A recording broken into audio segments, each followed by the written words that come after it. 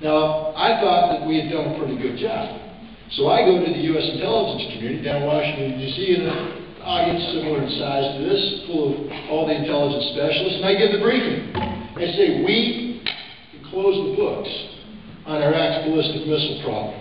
We can account for all but 2 of their missiles, and we have good reason to believe that the 2 that we can't account for aren't around anymore.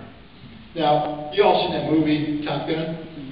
You know, when Tom Cruise lands on the airplane and everybody's cheering because he shot down all the bad guys. I was expecting the Top Gun moment, you know, because after all, our job was to account for all of Iraq's WMD. I was received by ice-cold silence. Wasn't the message they wanted to hear. A week later, we got a letter from the CIA saying we reject Ritter's analysis in its totality. We think Ritter's been sucked in by the Iraqis. He's believing them too much. Later on that month, the director of the CIA testified in the United States Senate saying that there's 200 missiles left in Iraq. 200 missiles left in Iraq. That's curious. We said there were 2 unaccounted for. Apparently they're hamsters. And you put 2 unaccounted for missiles together and you get 200 before you know it. So I went to the CIA and I said, how do you get 200? They said, we can't tell you. It's secret. I said, well, I'm an intelligence officer and I'm the one responsible for this investigation, and you're going to have to tell me. You got no choice. And eventually they realized that. They came up with their data. They said, well, it's really top secret, but they hid them. I said, really? Where?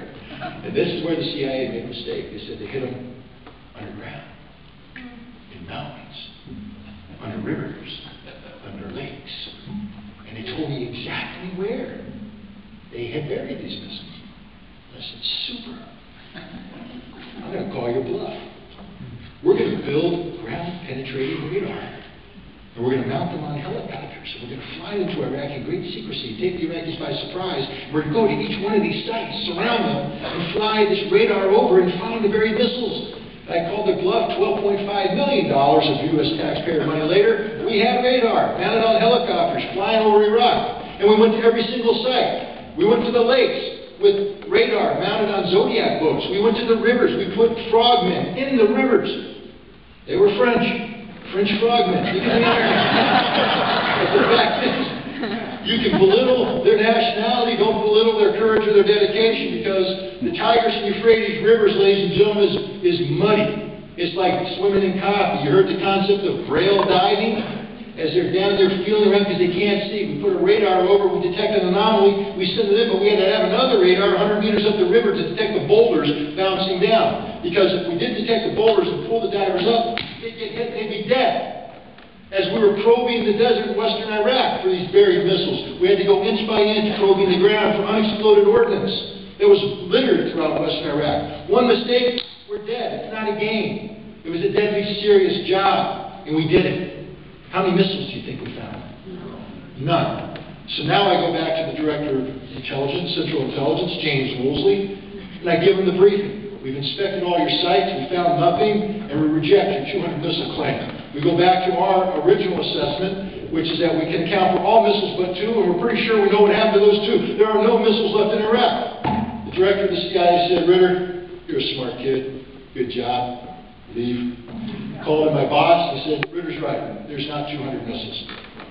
There's 12 to 20, and that number will never change, no matter what you do as inspectors. November 1993. Why is this war illegal? Because the United States government knew in November 1993 that there wasn't a Scud missile threat in Iraq.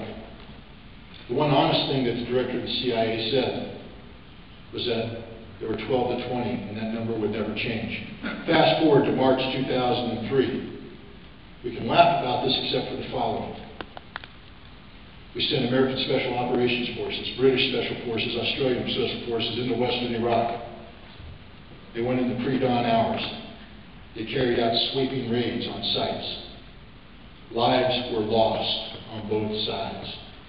Brave men died, brave men were wounded, looking for 12 to 20 missiles that the U.S. government knew did not exist.